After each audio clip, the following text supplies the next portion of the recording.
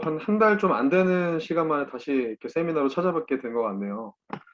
일단 저희 뭐 코로나랑 함께한 2021년도 벌써 어느새 지금 마무리를 4일밖에 안 남겨두고 있는 것 같습니다. 아마도 뭐 코로나가 아니었으면 이제 오늘 이렇게 참석해주신 분들 포함해서 온라인 화상 세미나가 아니라 뭐 중국이나 또 뭐 미국이나 뭐 베트남이나 아마 각 현지에서 좀 오프라인으로 뵀었을 것 같은데, 그랬겠죠. 19년처럼. 네, 근데 뭐 이렇게 수자성군에. 여전히 좀 화상으로 볼 수밖에 없는 사실이 뭐 개인적으로나마 여러분 모두 좀 안타깝다고 생각하실 것 같고요.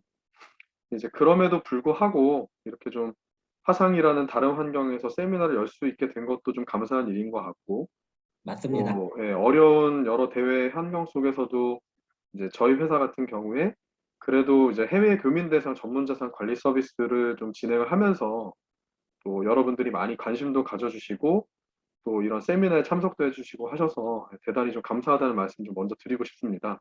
이제 연말 마무리 또 하는 마당에 일단 뭐 또 거두절미하고 이제 참석 이제 주신 분들 중에 아무래도 저희 회사에 대한 서비스를 이용하신 분들도 있고 또 저희 세미나에 참석하신 분들도 아마 꽤 있으시겠지만 아직 뭐 그 내용을 잘 모르시는 분들도 있을 것 같아서 저희 회사에 대한 소개를 좀 간략히 드리고 세미나를 시작하도록 하겠습니다. 네. 뭐 지난 뭐 12월 초에 참석하셨던 분들은 뭐 동일한 내용이긴 하지만 다시 저희 서비스가 어떤 건지 리마인드 한다는 생각으로 좀 들어봐 주시면 좋을 것 같고요. 일단 저희 그 UNC REA는 그 한종 가교 역할을 하고 있는 SL 인터내셔널이라는 이제 회사의 자회사라고 보시면 될 것 같고요. 저는 이제 작년 2020년 8월에 설립을 했습니다. 일단 기본적으로 해외 교민을 대상으로 프라이빗 자산 관리를 전문적으로 하는 회사로 좀 자리매김을 하고 있고요. 아무래도 업무 그리고 또 이제 개인적인 이유로 해외 거주 중에 이제 고객분들이 상당히 많이 계시는데 이제 그런 분들한테 최상의 자산 관리 서비스를 제공하려고 많은 노력을 기울이고 있습니다. 그리고 한 지난 10년 정도를 중국 부동산 분야 거주 및 자산 관리 전문 업체로 성장해온 EMJ 컨설팅을 저희 협력사로 두고 있고요.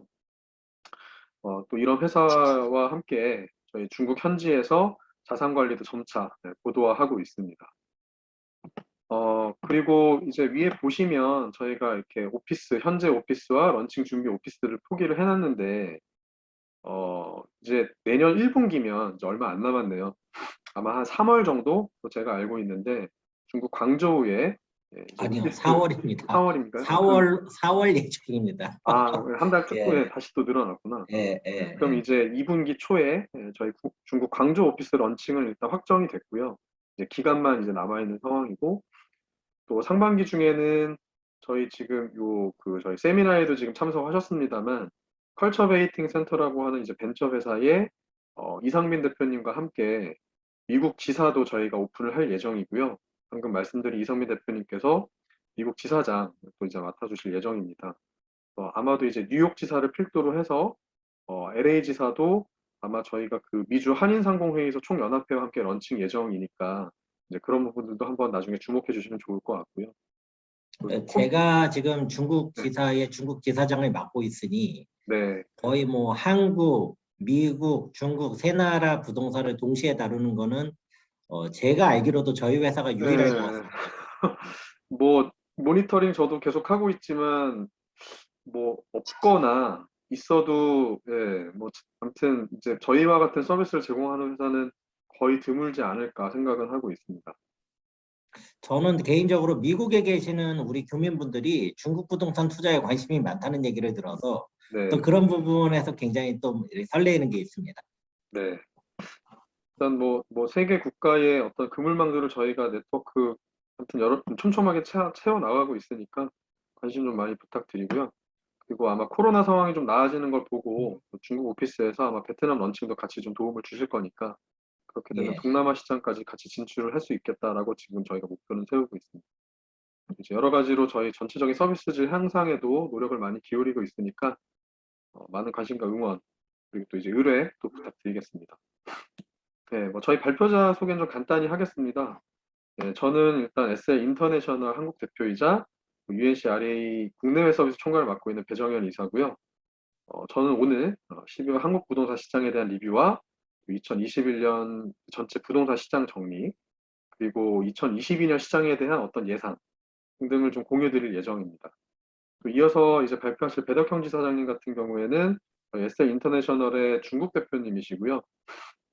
저희 UNCR이 중국 총지사장을 맡고 계시고, 오늘 세미나 때는 중국 부동산 시장에 대한 공유와 투자 운영 방향 등을 공유를 좀 드릴 예정입니다. 네. 네, 그럼 이제 지금부터 저희가 본격적으로 한중 부동산 시장에 대해서 정리하고 또 분석한 내용을 공유 드리는 시간을 가져보도록 하겠습니다. 네, 일단 뭐 제가 맡은 파트는 한국 부동산 시장이고요. 지난달에 이어서 현재 12월 달에, 이제 12월도 거의 뭐 끝났네요. 4일밖에 안 남았는데 12월 전체 좀 시장 리뷰 한번 해보고, 연말인 만큼 2021년 전체 리뷰도 해보고요. 또 전문가들이 또 예상하고 있는 또 내년에 대한 포캐스트를 좀 정리해서 말씀을 드리려고 하고, 어, 이번 달에 좀 새롭게 만든 섹션인데 저희가 이제 SNS 리뷰라는 코너를 만들었습니다. 요즘 뭐 이제 각종 미디어들이 쏟아지는 속에서도 아무래도 특히나 뭐 유튜브라든지 블로그라든지 좀 이렇게 경쟁력 있는 채널들에서 사실 훨씬 더 기민하게 부동산 시장을 다뤄주고 있다고 저는 평가를 하고 있는데요. 이제 그 중에서도 대표적인 그런 유튜브 채널들, 블로그 채널들을 저희가 뭐 저뿐만 아니라 저희 임직원들이 같이 모니터링을 하면서 여러분들에게 공유 드릴 수 있을 만한 내용들을 좀 계속 추출을 하려고 하고 있고요. 뭐 제 생각에는 아마 저희 이런 세미나 내용들만 들으셔도 핵심적인 내용들은 그 흐름을 충분히 좀 빠르게 읽어내실 수 있지 않을까 기대를 해보고 있습니다. 저는 SNS 리뷰 파트를 새롭게 좀 런칭을 했다라고 봐주시면 될 것 같아요. 네, 그럼 일단 지난달에 이어서 현재 그 한국 시장 상황을 또 지난번과 같은 그런 데이터로 좀 설명을 드리겠습니다. 일단 주택 매매 시장과 전세 시장 소비 심리 지수를 바탕으로 설명을 드리려고 하는데요. 일단 소비 심리 지수를 지난달에 설명을 드렸지만 다시 한번 좀 제가 리뷰를 드리겠습니다. 이 소비 심리 지수라는 게 이제 국내 통계법에 따른 이제 국가 승인 통계로 국토연구원이라는 데서 작성을 하는 데이터거든요. 이제 기본적으로 주택 또는 토지의 매수 매도 동향, 그리고 주택 임대 임차 동향, 또 주택이랑 토지의 매매 가격 동향, 또 주택 전세 가격 동향 등의 항목을 전화 설문 방식으로 조사를 하는 거고요. 전국에 152개의 지자체가 있는데 그 전체 지자체의 가구 수로는 총 6,700개 가구 수.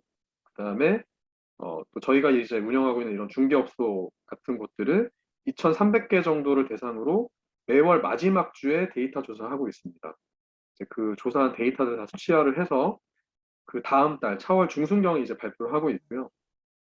지금 이렇게 화면에서 보시는 이 내용들은 11월 조사 내용을 바탕으로 12월 15일에 발표한 내용이라고 보시면 됩니다. 네, 일단 이 표를 보고 좀 설명을 드릴게요.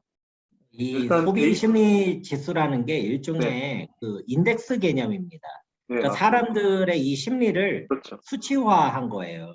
네, 그러니까 이제 그 CPI나 PMI 같은 것처럼 내가 이게 주택 가격이 오를 것 같다, 내려갈 것 같다, 이거를 숫자로 만들어 가지고 쫙 모았다, 이런 뜻입니다. 방금 설명하신 게. 네. 뭐 또 추가적으로 설명을 드리면 이제 밑에 있는 이 표를 보시면 되는데요. 일단 100이라는 숫자를 기준으로 해서 이제 보합 국면이냐, 상승 국면이냐, 하락 국면이냐를 아까 말씀드렸던 그런 일반 가구랑 중개업소의 숫자로 물어봅니다. 이제 그 평균치를 갖다가 각 지역별로 지수화한 거라고 보시면 되고요. 그 지수를 이렇게 그 색깔로 표시를 한 거죠. 이제 보합 국면에 있으면 하늘색, 또 상승 국면에 있으면 이제 노란색에서 빨간색, 그리고 하락 국면에 있으면 이렇게 좀 회색 쪽으로 표기를 한다고 보시면 될 것 같아요. 일단 숫자를 보시면 일단 전국 기준으로 10.2%가 일단 하락을 했고요. 또 수도권 기준으로 보시면 11.5%가 하락을 했습니다. 하지만 숫자 절대 숫자로 보시면 일단 뭐 보시다시피 119.5, 118.8, 120.1이니까 여전히 상승 국면에 있다. 라고 생각을 하시면 될 것 같습니다. 그러니까 이 수치가 한 115가 넘으면은 기본적으로 상승인 건데 그렇죠. 10월 달까지는 이게 거의 130에 육박하던 네, 상승이 맞습니다. 지금은 이제 한 120 정도의 상승으로 내려왔다. 하지만 여전히 네. 상승이다. 이런 말씀이죠. 네, 이제 숫자상으로는 그렇고요. 예, 일단 뭐 예. 체감상으로는 좀 시장이 냉각됐다라고 저는 좀 말씀드릴 수 있을 것 같아요. 그러니까 이게 상승폭이 둔화된 게, 그러니까 상승 기조를 유지하고 있는 건 맞지만 시장은 상당히 거래가 줄어들면서 좀 냉각된 분위기가 많이 느껴지고 있습니다. 이제 뒤에 좀 설명을 더 드리려고 하고요. 저희 쪽 그 예. 예시를 통해서 이제 전국 기준으로 보시면 뭐 충청도, 또 뭐 대전, 그리고 뭐 경상북도, 그리고 전라북도, 뭐 제주도까지 이제 요런 지역들이 보면 10월 상승 지수 대비해서 11월 달에 다 한 단계씩 하락을 했다고 보시면 돼요. 제가 지금 이제 짚어 드린 데들이. 예. 특히 이제 울산하고 전라남도 같은 경우에는 이제 그 전달 대비해서 보시면 보합 국면으로 전환했다는 걸 확실하게 이제 보실 수가 있고요. 그리고 지금 세종, 세종 같은 경우에는 이제 거의 하강 직전 단계까지 와 있다고 보시면 됩니다. 보합이긴 하지만 보합의 가장 밑에 있는 거죠. 그리고 이제 수도권의 경우에는 이게 뭐 좀 이렇게 지도가 정확하게 안 보이실 수도 있지만 제가 일단 짚어드리면서 설명을 드릴게요. 이제 지난달에 설명을 드렸던 게 그 3분기에 사실 가격이 급등했던 데가 노도강이라고 말씀을 드렸는데 이제 노원, 그렇죠. 도봉, 그다음에 이제 강동, 강북 이렇게 세 지역인데 그 중에서도 지금 이제 여기가 노원이거든요. 노원.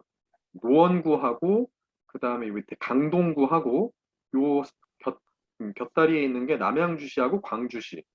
이제 이렇게 동부권 이제 동부 권역이라고 하죠. 동부 권역하고 그다음에 여기 강서구, 그다음에 또 인천.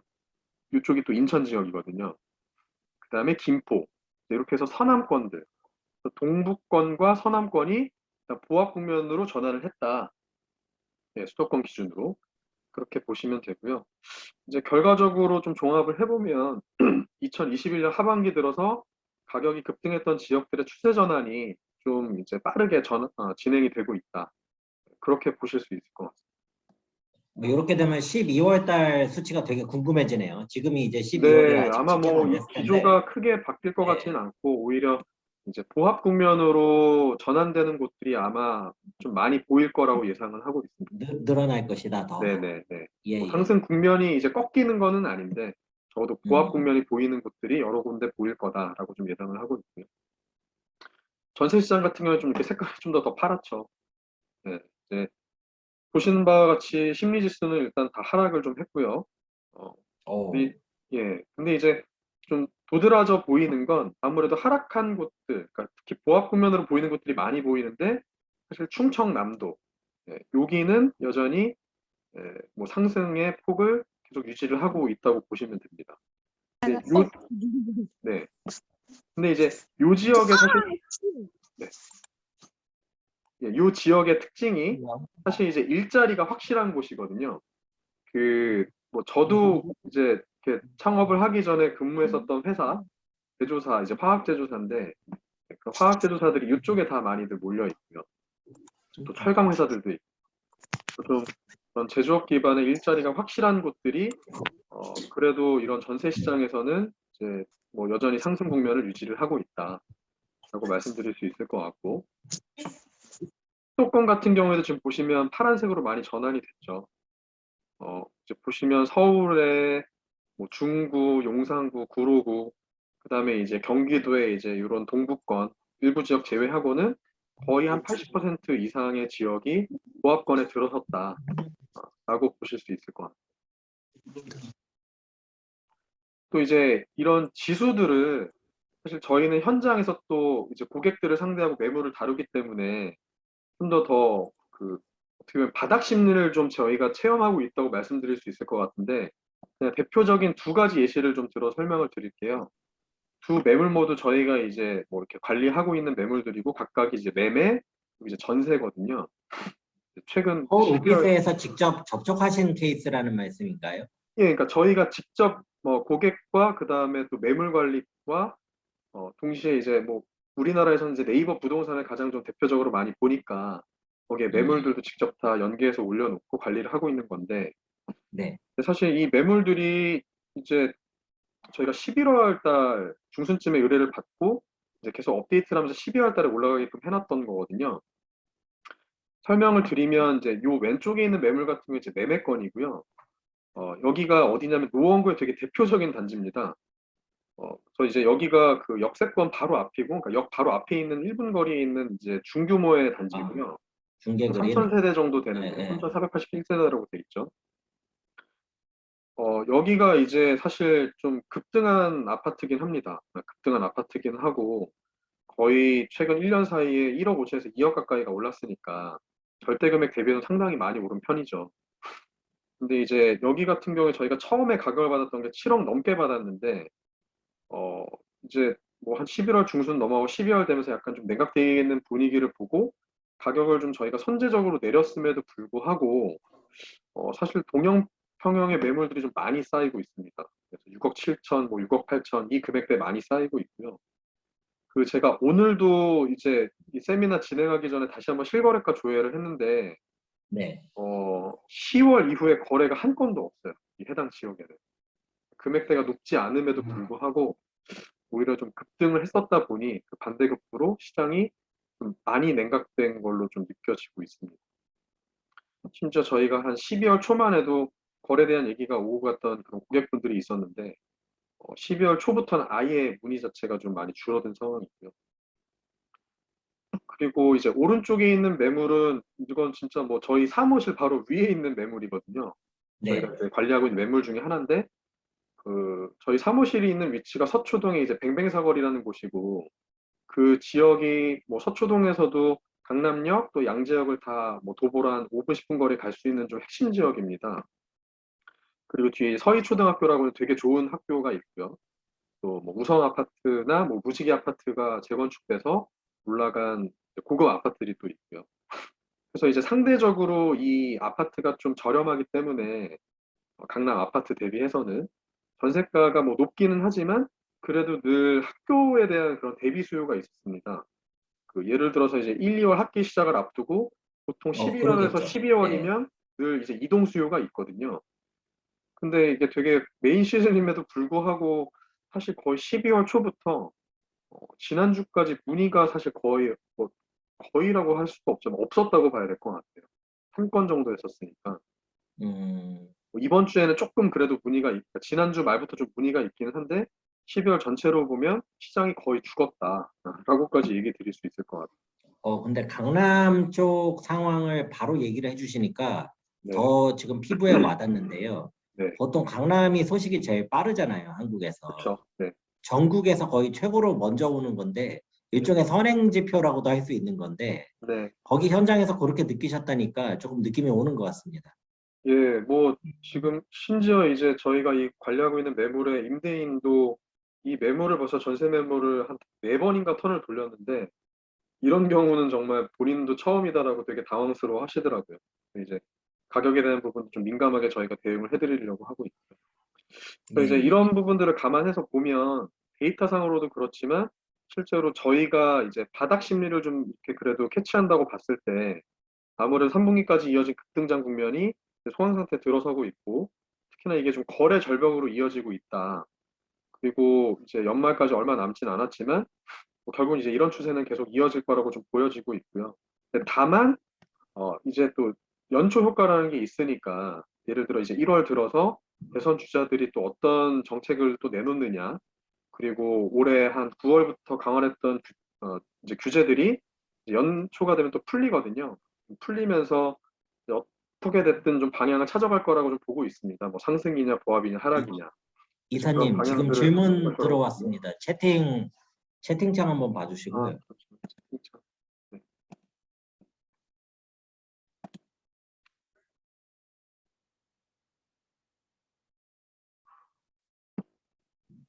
서초 대우 같은 아, 경우는 네네. 대부분 싱글 직장인 출퇴근 네, 수요일 것 같은데 네, 혹시 코로나로 인한 재택근무 확대로 네. 직주 근접성의 중요성이 떨어진 게 아니냐.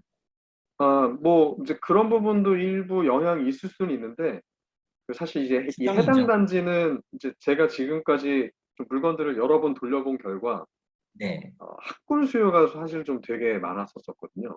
워낙 학군 메리트가 워낙 세잖아요. 네네. 그 뒤에 이제 초등학교랑 중학교가 거의 뭐 한 5분 정도 거리에 있다 보니까, 그리고 이제 강남 일대에서 전세가 거의 뭐 20억이 넘어가는 데가 많기 때문에 상대적인 어떤 금액이 딴 부분 때문에도 사실 이제 문의들이 꽤 있는 편인데, 문의 자체가 적다라는 거는 이제 아무래도 이제 뭐 금액에 대한 민감도가 좀 올라갔다는 거, 그다음에 시장에 대한 냉각에 대해서 좀 이제 다들 이제 그 거래를 주춤하고 있다는 거, 어, 또 아무래도 특히 전세에 대한 또 그 대출 규제 얘기들이 계속 나왔다 보니까 여러분들의 심리 상태가 아무래도 좀 위축되어 있다고 보여지긴 합니다. 전세 시장으로 보면. 또 이제 그런 것들은 아까 앞에서도 이미 이제 보여드렸다시피, 이런 수치화된 내용에도 사실 다 드러난다고 볼 수 있을 것 같고, 이런 도표들이 결국 이제 그런 심리를 반영하고 있는 게 아닌가. 아마도 이게 11월 달 지표라고 하면 이런 부분들이 아마 조금 더 색깔들이 더 도드라질 수도 있다고 생각은 하고 있습니다.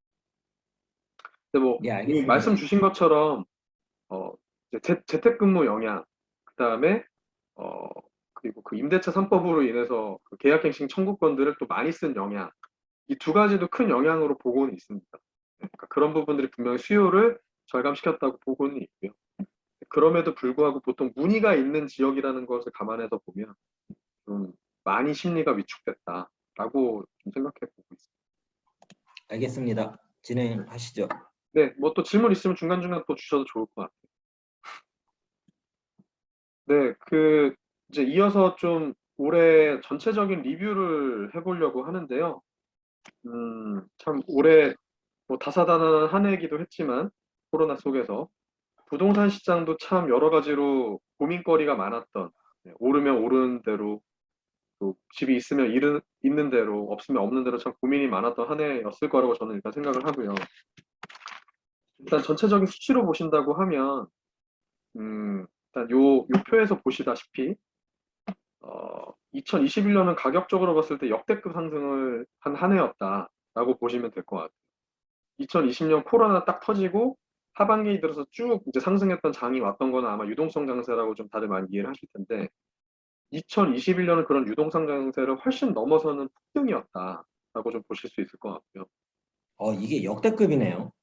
네, 그러니까 이게 지금 최근 보면은 10년을 제가 봤더니 앞에 데이터는 뭐 결국 못 찾았는데, 예, 전체적으로 데이터를 제가 소팅해보고 이제 다 확인을 해본 결과, IMF 터지고 나서 이제 유동성 풀리고 그게 한 3, 4년 지나서 2022년도가 23% 올랐던 게 가장 역대급 상승이었고요. 2002년도. 근데 그건 내려갔다가 올라간 거니까 이게 폭이 엄청 컸겠죠. 그렇죠. 근데 이제 사실 내려간 폭이 없이 계속 올랐는데 거기서 더 올랐다고 가정을 하면, 그리고 절대 가격 아, 자체가 2022년 대비해서 20년 뒤의 가격이니까 훨씬 더 절대가격이 높다고 보면 상당히 큰 폭의 상승이었다. 정말 느낌은 놀랄 정도의 있었는데 상승이었다. 수치로 보니까 더 놀랍네요. 네, 그래서 저도 뭐 감은 있었지만 좀 수치 정리를 하면서 그런 걸 더 느꼈고요. 예, 이걸 또 예. 좀 더 쪼개서 본다고 하면 이제 2011년도부터 이게 2020년까지 10년 동안의 빨간색이 월 평균 상승률이거든요. 월 평균. 그러니까 월에 0.26%씩은 올랐다는 얘기예요. 평균적으로 10년 동안. 뭐 오른 예, 때도 있고 예. 내린 때도 있겠지만, 예, 이걸 이제 예. 연간으로 환산을 해보면 대략 한 3.1% 정도 되는데, 지금 최근 1년간 상승률이 월 평균이 1.15%입니다. 그러니까 2년 최근 동안 2년간이. 예. 10년 대비해서 4배가 더 올랐다는 얘기고요. 만약에 이거를 1년, 그러니까 그 올해 2021년만 놓고 본다고 하면 이게 연간으로 거의 뭐 한 20% 가까이 되는 거니까 평균율로 봤을 때는 5배가 넘어간다. 평균 대비해서. 정말 엄청나네요. 엄청난 한 해였다. 아무도 예상하지 못한 폭등장이었다. 라고 말씀드릴 수 있을 것 같고요. 불장이라고 그러던데, 불장. 그야말로 저도 이제 불장이라고 예. 표현할 수 있을 것 같고. 뭐 이제 유동성 장세 뭐 충분히 다들 이해하실 것 같고, 근데 그럼에도 불구하고 저변에 깔려 있는 가장 근저에는 결국은 이제 공급 이슈를 빼놓고 얘기할 수가 없을 것 같아요. 이제 데이터를 보시다시피 이게 이제 그 10년간의 민간 주택 공급 계획 대비 실적주인데, 17년, 아, 18년, 19년, 20년 다 계획 대비 미달입니다. 그러니까 이거는 모든 주택이에요? 뭐 네, 아파트 모든 빌라 주택. 다 합친 거예요? 네, 모든 주택이고요. 민간 주택 전체고요. 예, 예. 전국 전체 주택이라고 보시면 되는데 이게 지금 4년 동안 누적이 돼 왔던 게 어떻게 보면 유동성 장세의 여러 가지 이제 그 정책 오류라고 해야 되겠죠.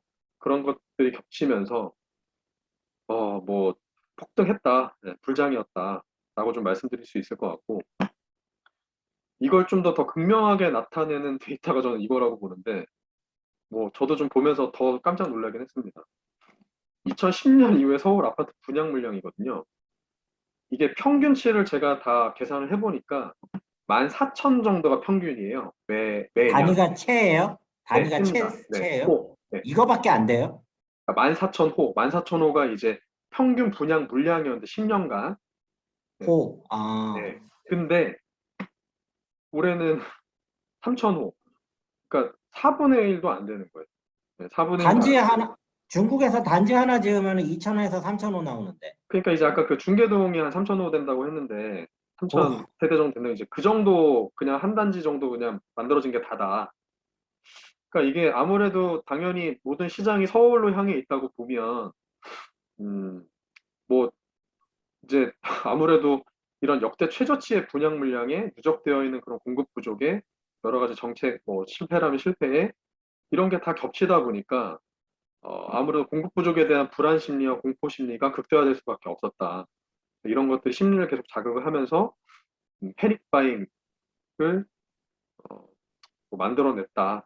그런 게 또 그 20, 네. 채팅방에 질문 주셨는데요. 아까 아, 보신 네. 거는 전국에 있는 모든 주택인 네네, 거고요. 맞습니다. 지금 전국 보시는 기준입니다. 장표는 예, 서울에 서울의 있는 아파트만 아파트만 보신 기준. 거예요.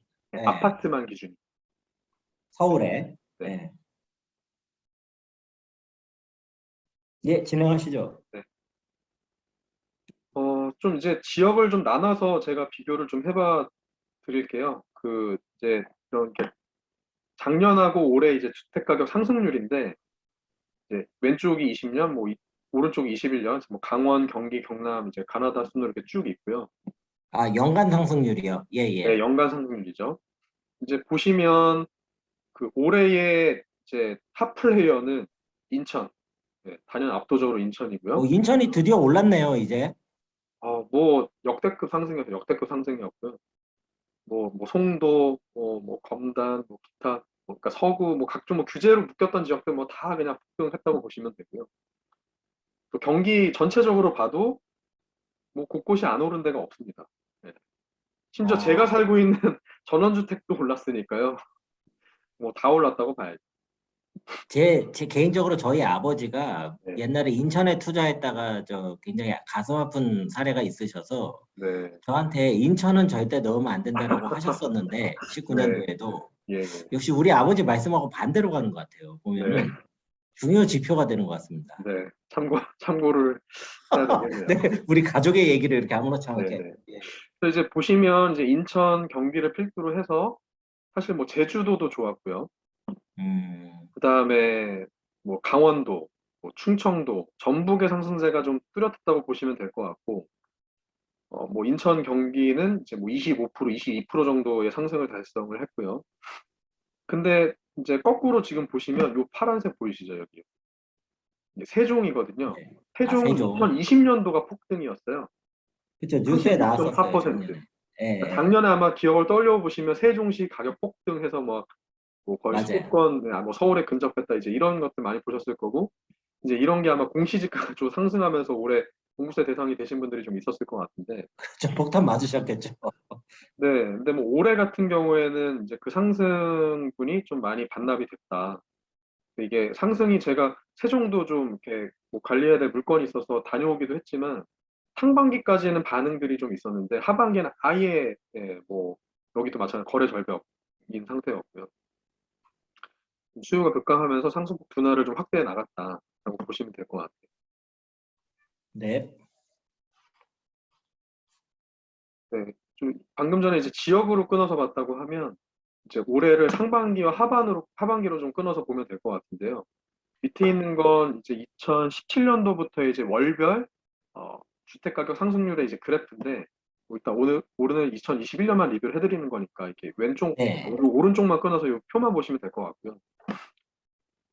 이제 상반기 같은 경우에는 이제 이사 대책이 나왔죠. 이제 이사 공급 대책 나오면서 84만 원 공급하겠다라고 이제 얘기는 했는데 이제 워낙 미봉책이었다는 평가가 많았고요. 뭐 기억하시겠지만 무슨 뭐 호텔 같은 거 이제 개조해가지고 뭐, 이렇게 뭐 주택으로 주겠다. 뭐 여러 가지 좀 황당한 뭐 전책들 좀 많이 나왔었죠. 근데 이게 뭐 미봉책으로 워낙 그치다 보니까 그 이후에 정말 20, 30대들이 특히나 이제 좀 매수가 급격하게 이루어지면서 뭐 정말 불장됐고요. 근데 이제 하반기 들어서는 이게 딱 대출 규제가 아주 강력하게 좀 떨어지다 보니까 가계부채 이제 줄이겠다. 각종 그 1금융권한테 압박이 심하게 갔죠. 농협부터 그 반응을 바로 보였고 각종 은행들이 이제 대출 규제 시작을 했고요. 그러면서 시장이 사실 좀 이제 그런 상승 국면을 좀 이제 반납시켜 나가고 있었다라고 보시면 될 것 같아요. 예, 거기다가 또 뭐 추가로 좀 말씀을 드리면 이제 미국 페드 한방은행하고 그다음에 우리나라 한국은행 금리 인상이 좀 겹쳤죠. 11월 들어서 금리 인상이 좀 계속 단행이 되다 보니까 그 속도가 빨라지다 보니까 뭐 테이퍼링도 있고 그런 것들이 거래 절벽으로 이어지고 있으면서 지금 좀 눈치 보기 장세다. 대선 앞두고 그런 상태다라고 보시면 될 것 같아요. 올해에 대한 좀 특징을 좀 다시 한번 컴팩트하게 말씀을 드리면 이제 지난달 세미나 때도 말씀드렸지만 결국 이제 양극화 네, 그리고 차별화 장세의 확대라고 좀 말씀드릴 수 있을 것 같아요. 그리고 사실 이 이슈는 오늘도 리뷰를 드리지만 내년에도 결국 이어지지 않을까라고 좀 생각을 하고요.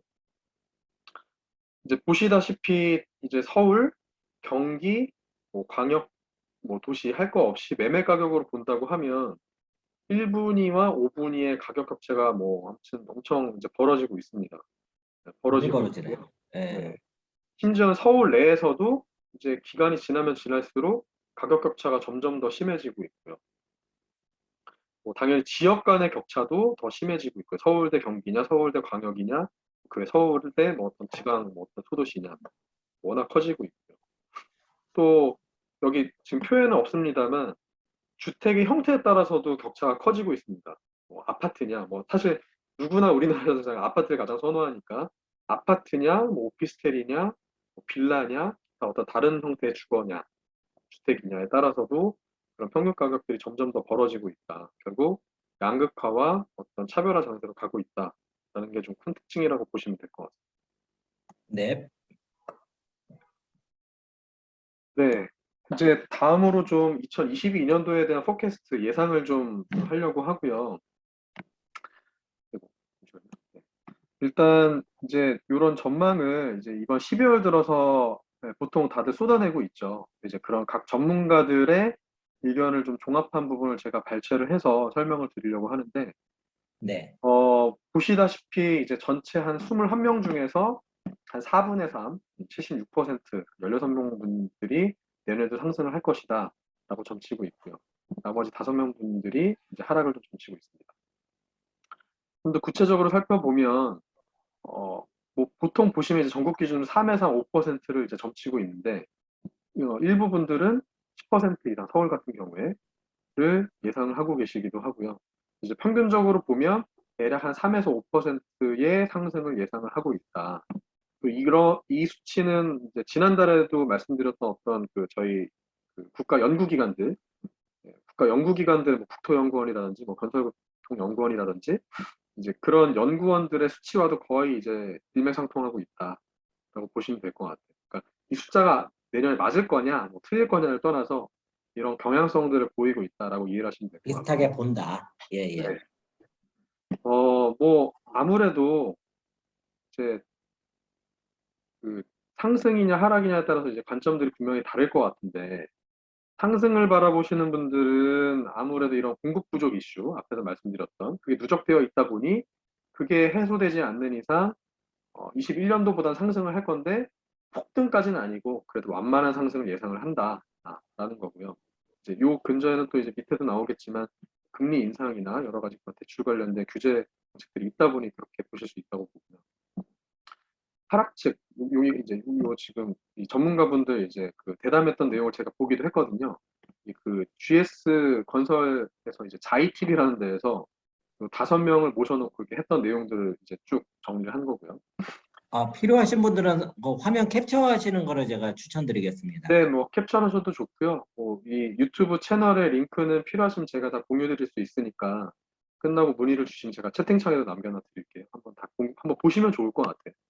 저희는 뭐 다 이제 보고 다 발췌한 내용들이긴 하지만 이제 하락 측에서는 아무래도 이런 금리 인상 그리고 이제 4분기의 어떤 분위기 반전이 이게 좀 어떻게 보면 뱃머리를 돌렸다. 네, 이제 뱃머리를 돌려서 이제 추세 전환을 했다. 라고 좀 비유를 하시는 분들도 있었습니다. 이제 매수자 우위 지역이 좀 확대되면서 사이클상의 하락 추세 전환을 주장하고 계시기도 합니다. 그런 분들이 일단 있었고요.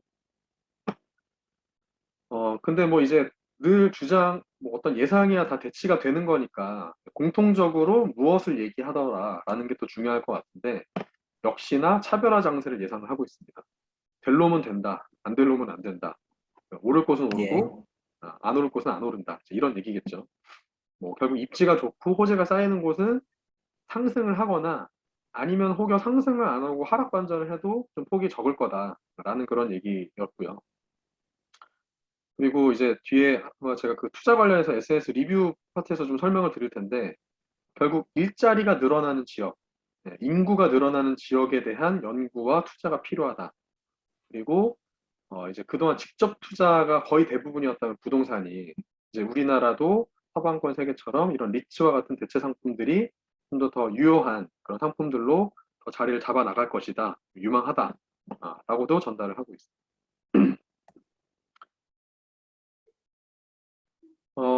이제 사실 이제 이런 내용들은 변수가 없다는 가정에 다들 추정을 한 건데 사실 내년에 가장 큰 변수는 사실 뭐 대선이죠. 그리고 뭐 지방선거도 있고요. 워낙 큰 변수라고 다들 이야기도 하고 있지만 제가 봐도 이제 지금까지 나온 정책들이나 스탠스를 봤을 때 정말 모르겠다라는 생각이 많이 듭니다. 근데 이제 그거는 일단 뭐 예외로 두고서라도 저희가 좀 주목해야 될 데이터로 이런 경기 종합 지수가 있다라고 좀 봐야 될 것 같아요. 지금 최근에 이제 12월 달까지 해서 그 100을 일단 상회하고는 있는데 여전히 이 경기 종합 지수가 하락세를 문면하고 있거든요. 그러니까 하락세로 지금 이제 추세 전환을 하고 있거든요. 이게 계속 떨어질 건지 아니면 내년에는 경기 자체로 봤을 때는 좀 이렇게 상승 반전을 할 것인지 어떻게 보면 이제 우리나라가 뭐 수출주도 국가기도 하다 보니까 이런 경기 종합 지수가 상승 국면에 있으면 뭐 주식 시장도 부동산 시장도 같이 좀 상승 추세로 가기 마련인데 이게 좀 하락세로 돌아섰다는 부분을 저희가 좀 주목해서 봐야 될 것 같아요. 이 부분들에 대한 추이는 저희도 좀 모니터링을 하면서 뭐또 내년에 계속 좀 저희가 리포트를 해드릴 예정이고요. 그리고 좀 내년 그 포캐스트 중에서 그래도 뭐 투자를 하실 분도 있고 아니면 뭐 고민하시는 분도 있고 아니면 뭐 안 하실 분들도 있겠지만 그래도 일단 유망 지역으로 꼽은 데들을 좀 먼저 설명을 드릴게요. 근데 예. 조금 안타까운 건 이제 다들 꼽은 지역들이 서울 및 수도권에 너무 이제 허들이 높은 핵심 지역들입니다. 뭐 강남, 용산, 성남, 하남 뭐 솔직히 말하면 돈이 있으면 당연히 하고 싶은 데인데 그런 데는 뭐 추천을 해줬지만 하기가 어려운 분들이 많을 거다. 저 포함해서 그렇게 생각이 들고요.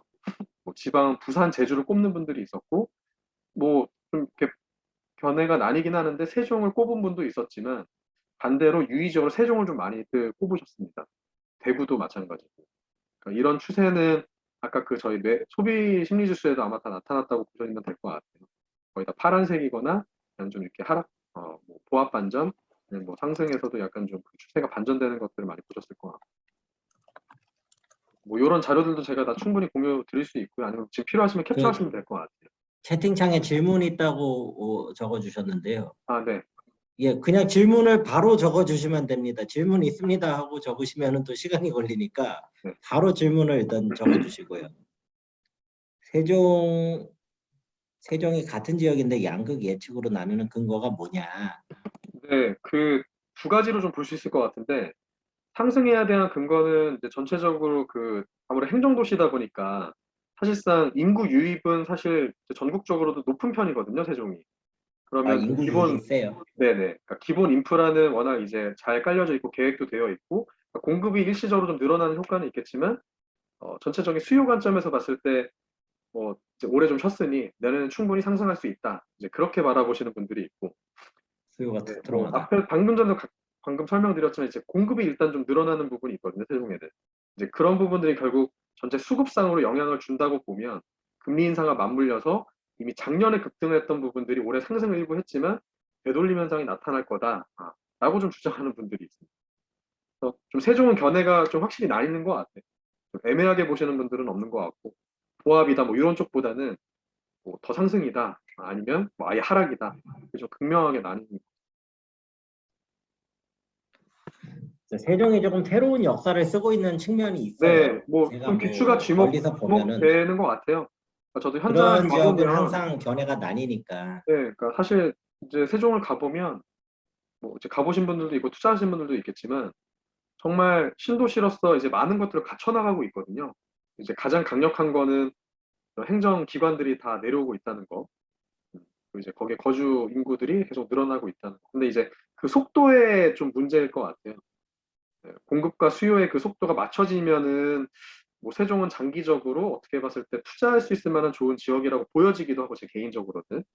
근데 이게 지금 상황에선 좀 장기가 오랫동안 올랐고 폭등을 했다 보니 좀 조심을 해야 될 수 있겠다라는 생각이 개인적으로 들었습니다.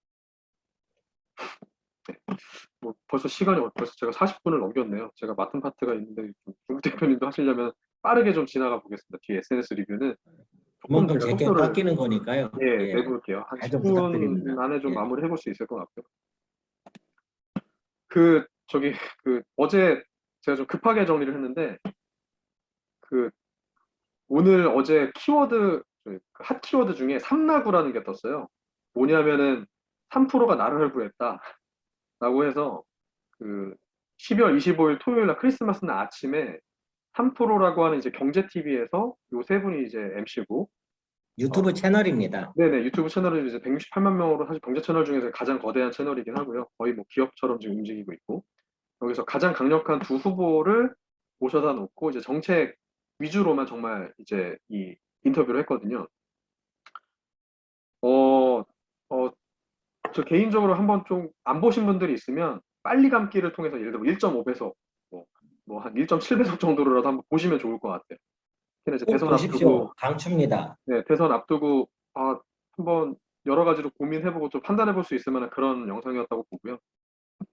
일단 저도 좀 빠르게 보고, 그래도 키워드 위주로 좀 뽑아봤습니다.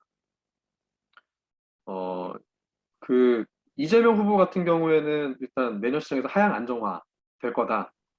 될 거다도 있지만 그렇게 되게 만들겠다. 이제 그런 의사표시인 것 같긴 하고요. 현 정부에 대해서 좀 이제 시장을 너무 존중하지 못했다. 시장을 좀 이렇게 놔뒀어야 되는데 시장 존중을 리스펙트하는 좀 부분이 필요하다라고 얘기를 했고 동시에 그 가장 화두라고 보실 수 있는 이런 양도세를 어떻게 할 거냐 다주택자에 대해서 슬라이딩 방식을 일단 좀 제안을 했어요. 탈출 기회는 주겠다. 근데 만약 이때 탈출 기회를 줬는데 탈출 못하면 날짜가 없다. 다 부담 져라. 그 이제 그러니까 슬라이딩 이제 방식을 정책을 빨리 말을 들으면은 효과를 빨리 보고 그렇죠. 네, 네. 말을 늦게 해보면은 최대한 불이익을 준다. 네. 이런 게 맞습니다. 슬라이딩입니다. 근데 뭐 예. 나는 확실하게 하는 사람이다. 막 약간 이런 식의 논조였고요. 이 컨텐츠에서는 633을 주장을 했는데 예를 들어서 지금 대선 시작하기 전부터 6개월 중과세 유예. 그러니까 중과세 예를 들어서 지금 다주택자가 2주택자면 20%, 3주택자 이상 30%인데 이제 그거 없애는 거 6개월 동안. 그다음에 뒤에 3개월은 뭐 절반, 그다음에 뭐 절반의 절반 뭐 이런 식이었는데 어제 그 다시 인터뷰한 내용을 보니까 그 지상파에서는 433으로 바꿨어요. 그 대선 이후, 그러니까 3월 달에 뽑히고 나서 그 뒤부터 4개월, 3개월, 10개월 동안 433으로 가겠다. 이제 그렇게 일단 제안을 했고요. 보유세에 대해서는 뭐 좋은 집 가진 사람은 돈 더 내야 되는 거 아니냐. 네, 보유세 강화 정책을 펼치겠다라고 했고, 기본주택이 또 이게 약간 좀 화두겠죠. 이제 그 싱가포르식이라고 하면 토지는 국가가 갖고 이제 건축물만 분양하는 방식인데 그런 기본주택을 좀 표방하고 싶다. 네, 그래서 이제 그 중산층 분들한테 좀 좋은 입지에 좋은 고퀄리티 아파트를 싸게 공급함으로써 그런 양을 좀 확대하고 싶다. 지금 뭐 퍼센트가 너무 적은데 한 20%로 늘리겠다. 이제 이런 얘기였고요. 또 뭐 이런 주택의 형태도 공공해서 뭐 임대차 차등을 둔 주택, 뭐 사회주택, 뭐 청년주택 등등 공급의 다양성을 넓히고 싶다. 이런 게 이제 이재명 후보 쪽의 얘기였고, 어, 윤석열 후보 같은 경우에는 좀 이렇게 그 전체 시장에서 좀 이렇게 비율을 들어서 많이 얘기를 해서 이제 그냥 제가 굳이 나눠서 본다고 하면 좀 시그널을 되게 중요하게 생각하더라고요. 그러니까 공급 자체도 중요한데 예, 공급을 늘리겠다는 시그널을 강력하게 줘야 된다. 그 방법적인 거는 제안은 안 했습니다만 시그널이 중요하다고 얘기를 했고 보면 다 완화 정책이 많죠. 뭐 양도세 완화라든지 보유세 완화, 규제 완화 다 완화를 통해서 자유시장 경제로 되돌리겠다. 공급은 뭐 민간 뭐 200만, 민간 50만, 뭐 공공 뭐 200만 공급 확대를 하겠다. 이런 일단 200만. 네네 총 250만 호. 뭐 250만 호를 늘리겠다는 거는 뭐 두 후보가 동일합니다. 뭐 방법의 차이는 있겠지만. 엄청난데요, 그건. 예, 그래서 이제 뭐 그런 좀 주장들이 있었었고요. 이제 여기 있는 내용은 제가 그냥 스킵을 할게요. 그러니까 제가 일부러 이렇게 정리를 한 이유가 그 지금 저희 요 세미나 참석하신 분들 중에 혹시라도 이 컨텐츠를 보시면 좋겠지만 이 3%의 요 두 컨텐츠를 혹시 못 보실 분들을 위해서 일단 캡처라도 해놓으시면 이제 그 부동산 정책에 대해서는 어느 정도까지 좀 이렇게 예, 그 제가 다 세세하게 다 정리해서 적어놓은 거기 때문에 요 정도만 알아도 예, 정책에 대해서 충분히 이해하실 수 있을 것 같아서 캡처하시라는 용도로 제가 일단 올려놓은 거니까 이건 제가 따로 설명을 안 드릴게요. 넘어가고요. 뭐 그다음에 이제 이어서 그 삼성물산 출신의 이제 그 부익남이라고 하는 이 부동산의 판세를 좀 되게 일목요연하게 되게 쉽게 설명해주는 유튜버인데요. 12월에 다룬 두 가지 이슈를 좀 설명을 드릴게요. 하나는 이제 격변하는 전월세 시장. 그러니까 뭐 결론부터 말씀드리면 네, 작년 대비해서 월세가 급격하게 늘었다. 그 다음에 전세는 또 급격하게 줄었다. 또 이런 월세 시장이 늘어나는 것 자체가 지금 보시면 데이터상으로 보셨을 때도 거의 역대급으로 많죠. 아마 최근에 보시면 그 실거래가 찍힌 게 전세가가 낮게 찍히는 것들이 보이실 거예요. 그러니까 그거는 그냥 전세가가 낮은 게 아니라 반전세거든요. 월세가 껴있는. 그냥 그렇게 전세로만 드러날 뿐이죠. 월세 금액 그렇죠. 아직까지 안 잡히니까. 네, 그래서 이제 이런 반전세와 월세가 이제 어떻게 보면 더 가속화되고 있다. 근데 문제는 뭐냐? 그러니까 이게 왜 일어나는 거냐? 이제 이런 각종 정책들의 부메랑 효과다. 라고 좀 이제 구익남 쪽에서는 얘기를 하고 있고요. 안타까운 건 종부세 부담이 워낙 급증하다 보니까 표를 보시면 300% 넘게 지금 올랐거든요. 내셔야 될 분들의 그런 세수가. 그러니까 이제 이런 부담이 결국은 전가가 될 거다. 서민들한테. 이런 서민들 중에는 20, 30대가 사실 대부분인데 이런 분들 중심으로 전세 난민화가 가속화될 거다. 그러니까 이거는 저희 고객들 사례도 지금 한 달 전에 있었던 사례인데 그 해외 주재원으로 계시다가 이제 들어오시게 됐어요. 저희한테 한 5억에서 6억 정도 버짓을 갖고 좀 전세를 구하고 싶다라고 해서 관악구하고 그다음에 뭐 그 옆에 있는 동작구 요 일대를 좀 저희가 찾아봐 드렸는데 결론은 5억에 60. 결국은 이제 월세 껴있는 매물로 결국 사시게 됐어요. 그러니까 전세금에 대한 버짓도 크게 줄이지 못했지만 월세를 오히려 또 매달 부담해야 되는 그런 좀 상황이 됐다라고 설명드릴 수 있을 것 같아요. 좀 여러 가지로 서민분들이 답답한 상황이다. 라는 좀 그런 의견을 비치고 있고요. 보유세가 늘어나면 일반적으로 월세 부담으로 전가시킵니다. 중국도 이것 때문에 보유세를 강하게 확대를 지금 못하는 거거든요. 그냥 네, 이런 거는 참고를 하십시오. 네, 결국 이제 그 경향성은 뭐 한국뿐만 아니라 중국도 같다라는 걸 저도 중국 대표님 통해서 동일하게 들었고 네, 아마 이런 부분들이 종부세가 늘어나면 늘어나는 만큼 점차 더 가속화, 가중화 될 거라고 보고 있습니다. 그리고 이제 양도세 비과세 기준이 사실 이제 상향이 됐죠. 이것도 그냥 짧게 말씀드리면 이거 비과세 기준 상향됐다고 해서 매도가 늘어날 걸로는 보지 않는다라는 게 이제 부익남 측의 주장입니다. 뭐 예를 들면 9억 이하는 원래 이제 혜택 뭐 있었으니까, 그러니까 혜택이 있었는데 뭐 올라간 거니까 어차피 해당이 안 되는 거고 할 이유가 당연히 없는 거죠. 내년도 올라갈 거라고 만약 본다고 하면 요 사이에 있는 분들 이제 세금이 한 1억 조금 안 되게 이제 절감이 되는데 뭐 큰 돈이긴 하죠. 근데 이런 분들은 팔고 내가 전세 살거나 월세 사겠다 이런 좀 구조를 짜기는 쉽지 않다 아직 시장이. 그래서 오히려 오른 김에 더 좋은 데로 갈아타게 하겠다. 상급지나 더 넓은 데로. 그러니까 사실 이제 매도 효과는 없는 거죠.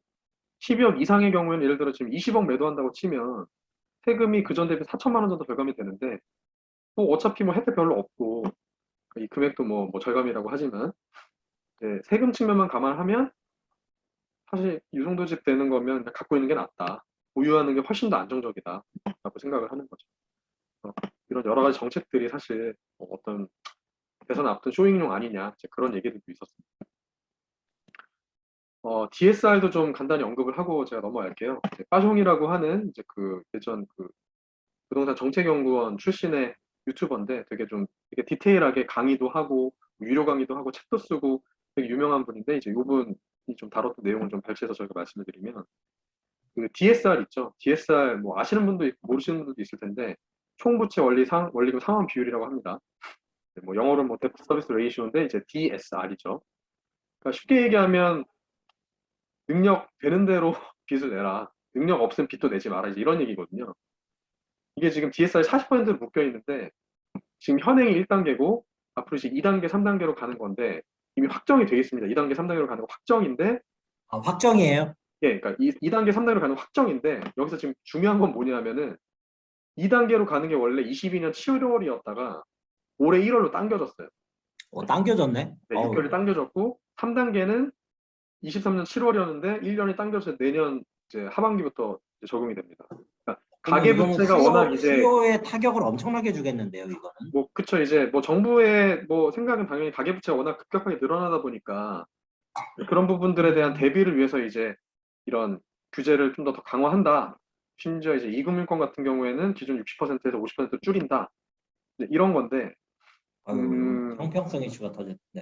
네, 이게 사실 뭐 이 빠숑 뭐 김학렬 소장도 얘기를 했지만 결국 이런 정책들이 서민을 좀 옥죄는 거다. 무주택자나 1주택자들에 대해서 사실상 대출 규제를 너무 강력하게 둠으로 인하여 뭐 서민들이 돈이 얼마나 있겠습니까? 뭐 예를 들면 제가 시뮬레이션을 돌려보니까 예를 들어 연봉 5천에 뭐 주담대 이제 뭐 DSR에 맞서 돌린다라고 하면 한 3억 5천이 맥스거든요. 3억 5천, 그러니까 연봉 5천에 3억 5천이라는 얘기는 뭐 이제 대출금이 적은 건 아니지만 그 돈으로 서울 시내나 수도권에서 어떤 집을 그러면 살 수 있을 것이냐 좀 깝깝하죠. 네. 그리고 이제 심지어 3단계가 되면 그 전에는 원래 뭐 규제 지역이냐, 뭐 6억 원 초과했냐, 신용대출 뭐 1억 넘었냐, 뭐 이런 것들이 허들이었는데 아예 총 대출액 1억 원 초과면 무조건 다 걸립니다. 네. 소득 기준으로만 무조건 평가하겠다. 이게 지금 이제 DSR 규제 조기 시행에 그다음에 어떤 대출 규제 강화의 이제 핵심적인 내용이고 안타까운 건 이런 피해를 서민들이 볼 수도 있다라는 그런 주장이었습니다. 네, 이제 마지막으로 신사임당 부분까지 가볍게 터치하고 제가 일단 네, 정리를 하겠습니다. 그 앞에도 이제 설명드렸지만 그 올해 같은 경우에 풍선 효과로 지방 투자가 좀 많이 이루어졌거든요. 제 주위에도 사실 좀 하신 분들이 많고요. 뭐 창원 그리고 어 그게 부산도 있었나요? 많으세요. 예, 네네. 다 막아버리니까 그러니까 지방으로 이게 뭐 규제가 선효과로 없는 가시죠. 지역이면 돈이 다 갑니다. 특히 뭐 1억 미만짜리 완전 소규모 그런 주택들은 보지도 않고들 사세요. 법인도 마찬가지고. 뭐 지금도 이제 그런 투자 계속 생각하시는 분들이 있고, 지난달에 제가 설명드렸죠. 저희 고객 중에 이제 그런 포트폴리오 저희랑 계속 짜고 계시는 분이 있다고. 근데 이제 핵심은 결국 고용과 인구다. 지금 10년 동안의 이 지방 소멸의 속도를 보시면 네, 빨간 게 많아지고 있죠. 네, 노란색, 주황색, 빨간색으로 갈수록 지방 소멸이 가속화가 되고 있다는 얘기인데, 뭐 일단 투자는 좋으나 이런 위험 지수를 감안하면 빨라질 걸 감안을 해서 조심해서 투자를 해야 된다.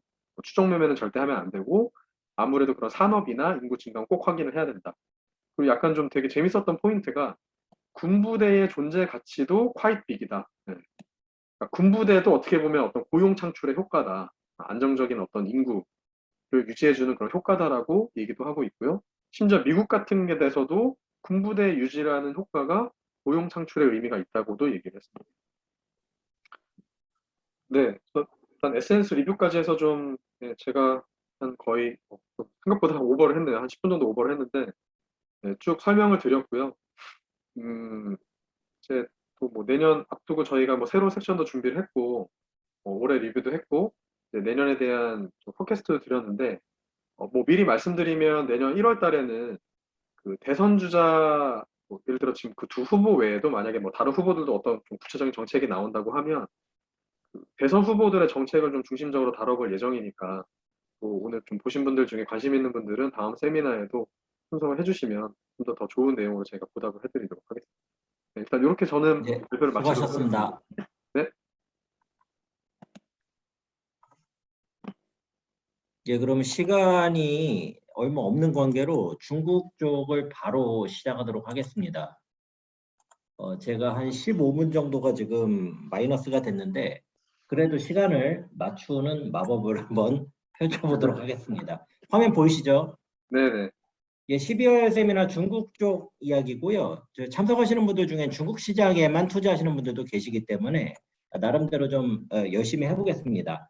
매번 하는 중국 주요 도시의 전체적인 상황 서머리, 그 다음에 가격 추이, 구축의 거래 가격이죠. 이 두 개 보시겠고요. 그 다음에 헝다 사태 도대체 뭐냐? 그래서 좀 정리 좀 해달라고 하셔서 마련을 해봤습니다.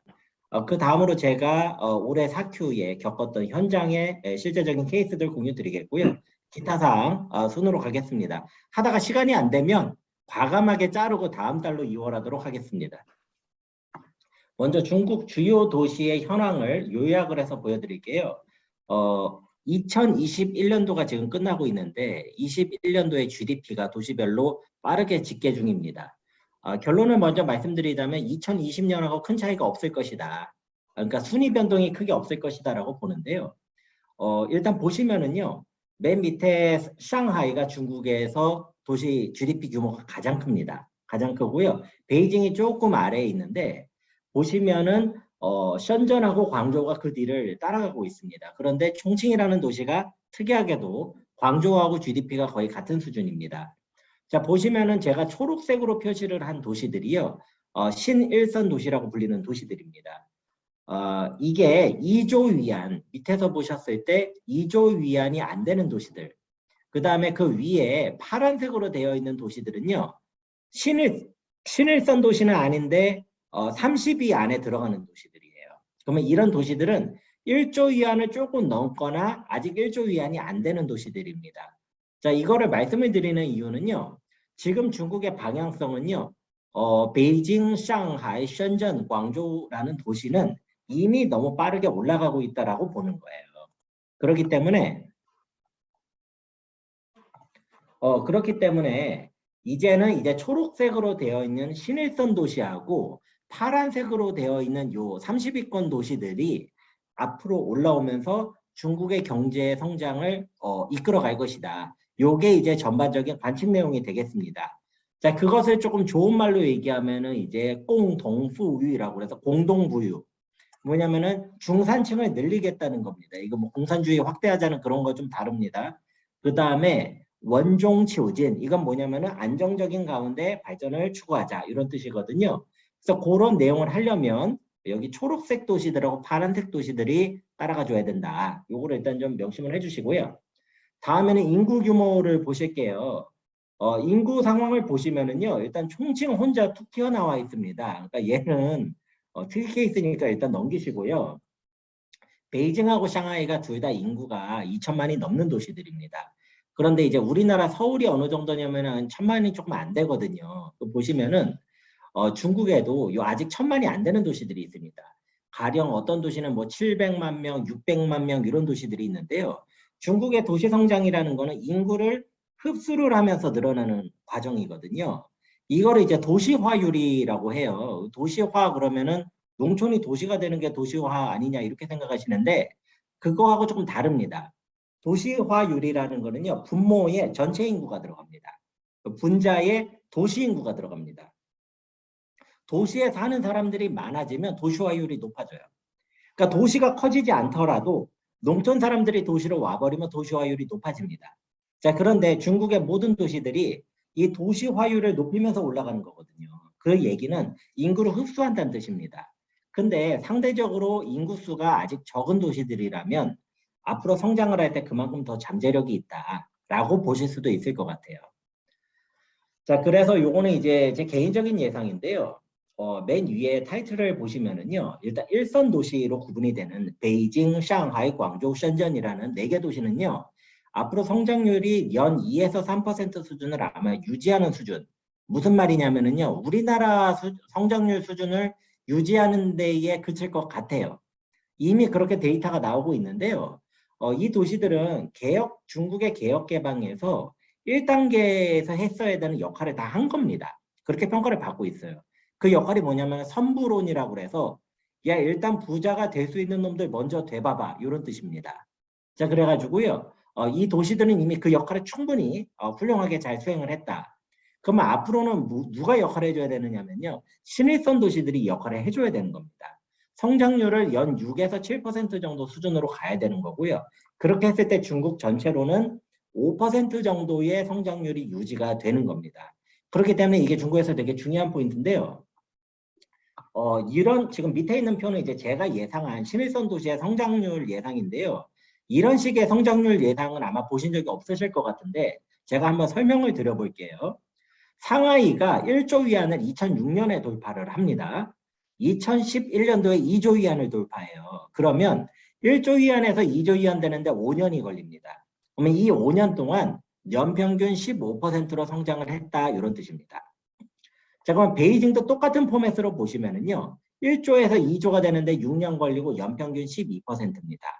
그 다음으로 따라가는 게 션전이에요. 션전이 10년도에서 16년도 1조 위안, 2조 위안 됐고요. 6년 걸려서 12% 걸렸습니다. 지금 패턴이 혹시 눈에 보이시나요? 뭐냐면은 뒤로 갈수록 1조 위안을 돌파하는 시간이 점점 뒤로 밀리겠죠. 그 다음에 2조 위안을 돌파하는 이 소요 시간이 뒤에 있는 도시로 갈수록 점점 오래 걸리는 겁니다. 그로 인해서 연평균 성장률도 더 떨어지더라는 거죠. 자 그러면 현재 2조 위안을 돌파한 도시가 수조까지 나와 있거든요. 그럼 앞으로 신일선 도시들은 현재 1조 위안을 돌파한 수준이거나 조금 모자란 수준인데 이게 2조 위안을 향해서 갈 겁니다. 참고로 서울의 GDP가 2.4조 위안입니다. 그러니까 지금 중국의 15개 도시들이 서울 사이즈가 되려고 달려가고 있다고 보시면 돼요. 자 그런데 이게 이러한 트렌드로 봤을 때에는 9년을 잡아도 되지만 넉넉 잡아서 10에서 12년 정도 걸린다고 보자는 거예요. 이건 제 예상입니다. 자 그러면 10년이 걸린다면 연 7.2%, 12년이 걸리면 연 6%가 걸리니 전체적으로 6에서 7% 정도 수준을 유지를 해서 2조 위안급의 도시가 되려고 할 겁니다. 자 그래서 이런 방향으로 중국의 주요 도시들이 가고 있다라고 일단 정리를 드려보겠습니다. 자 그러면 주요 도시별의 부동산 가격 추이를 보시겠는데요. 이거는 신축 분양가가 아니고 시장에서 거래가 되는 구축의 가격이라는 거 먼저 말씀드릴게요. 자 보시면은 바레만 경제권, 장강 삼각주, 주강 삼각주, 화중, 화동, 동북, 화서 이렇게 나눠봤습니다. 자 보시면은요 파란색으로 되어 있는 곳들은 가격이 상승한다는 뜻이고요. 빨간색 계열로 된 부분들은 가격이 이제 하락한다는 뜻이거든요. 근데 보시면은 12월에 특이하게 베이징하고 다리엔이 하락세를 기록을 하기 시작을 했습니다. 이게 조금 의미가 있는 거는요. 최근 3년 가까이 계속 상승만 했었거든요. 그러니까 하락을 조금 했습니다. 그래서 이게 조금 특이사항이고요. 티엔진 같은 경우에는 11월에 상승을 했길래 혹시나 했는데 12월에 다시 역시나로 돌아섰습니다. 예, 난징은 너무 이제 시장이 과열된 것 같았는데 어느 정도 좀 안정세를 찾아가는 것 같고요. 난창이나 스자주안 같은 곳들은 그냥 계속적으로 하락을 하고 있었기 때문에 딱히 새로운 거는 없는 것 같습니다. 하얼빈 같은 곳들도 만성적으로 지금 가격이 하락을 하고 있고요. 그래서 그렇게 놓고 본다면 한국에 있는 언론에서 중국의 모든 도시들이 막 부동산 가격이 크게 하락한다라는 식으로 보도가 나올 때마다 제가 되게 깜짝깜짝 놀래요. 근데 지금 눈으로 살짝 보시면 아시겠지만 아무리 많이 잡아도 하락세로 돌아선 도시가 절반을 넘지가 않습니다. 그 다음에 하락세라는 게 그렇게 무시무시한 하락세를 기록하는 도시도 사실 굉장히 드물거든요. 그러니까 시장이 어느 정도 보합세를 유지를 하는 정도의 하락세다라고 보시면 될 것 같습니다. 예, 질문이 있으시면 채팅 방에 바로바로 남겨주세요. 자, 그러면 이제 홍다 사태에 대해서 좀 리뷰를 드리겠습니다. 제가 지금 칭다오에 거주 중인데요. 칭다오에 얼마 전에 중소벤처기업 그 진흥공단에서 저한테 이거 강의를 조금 해달라고 하시면서 요구를 하셔서 그때 준비했던 자료 일부를 가지고 공유를 드리겠습니다. 지난주에 하셨던 거죠? 네네, 맞습니다. 자, 보시면은요, 헝다 사태라는 게 뭔지를 보시려면 일단 큰 그림부터 보셔야 돼요. 뭐냐면, 일단 미국의 포춘이라는 그 잡지가 있습니다. 거기가 매년 글로벌 500대 기업을 선정을 해요. 그래서 2021년도도 선정을 했습니다. 해놓고 봤더니 중국이 500개 중에 143개를 소유해서 1등입니다. 미국이 122개로 2등. 그다음에 우리 대한민국은 15개. 아유, 좀 귀엽지만 나름 잘했습니다, 올해도. 자, 그런데 한번 순위를 봐보실게요. 1등은 월마트라는 미국 기업이고요. 2등은 스테이트 그리드라는 중국 기업입니다. 그 다음부터 보시면 미국, 중국 이런 식으로 쭉 가요. 가다가 어느 순간 되면 중국 이러다가 뭐 한국 나오고 일본 나오고 이런 식입니다. 우리나라에서 제일 순위가 높은 삼성전자는 15위를 했고요. 중간에 우리나라 2등은 저기 질문이 일단 좀 지났지만 올라왔는데요. 예. 예. 북경 대련의 부동산 가격 하락 이유가 뭔지 일단 좀 지나갔지만 물어보시거든요. 예, 알겠습니다. 잠깐 돌아가서 말씀드릴게요. 화면 보시면은 북경에서 1.4% 정도 하락을 할 거예요. 작년 대비 YOY로. 그다음에 딸에는 뭐 마이너스 1%도 안 됩니다.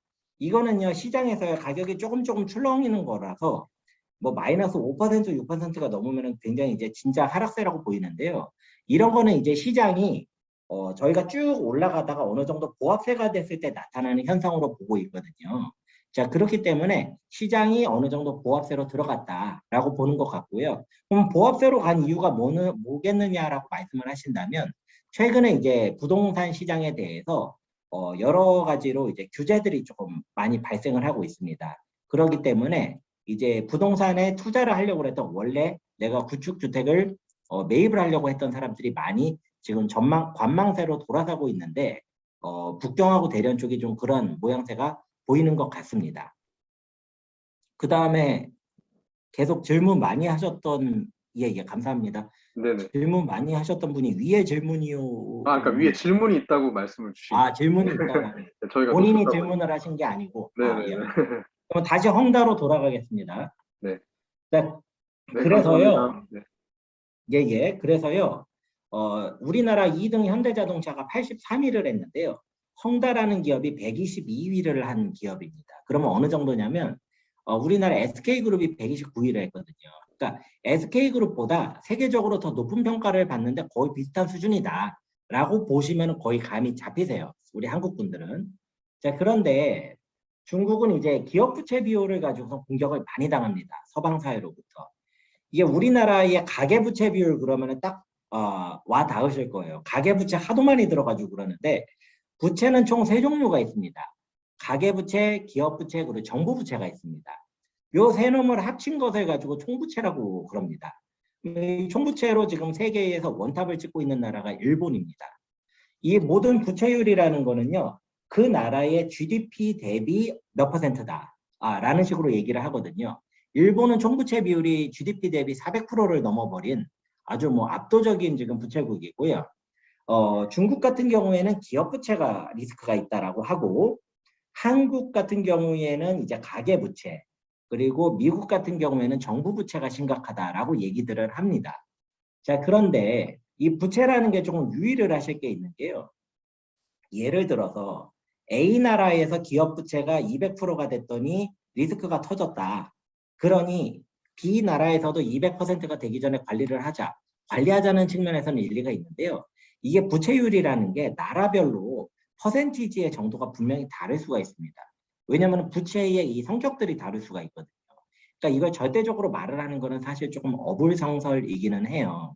근데 문제가 뭐냐면 중국에서는 지금 추진하고 있는 장기적인 과제들이 몇 가지가 있는데요. 대표적인 것이 위안화 국제화가 하나가 있고요. 두 번째로는 쌍순환 전략이라고 해서 중국을 압도적인 소비대국으로 만들고 싶어 합니다. 자, 그렇다면은 이 중국 경제에 대해서 어느 정도 신뢰감이 형성이 되지 않아 버리면 중국 입장에서는 굉장히 뼈아픈 이런 타격을 받게 되는 그런 측면이 있습니다.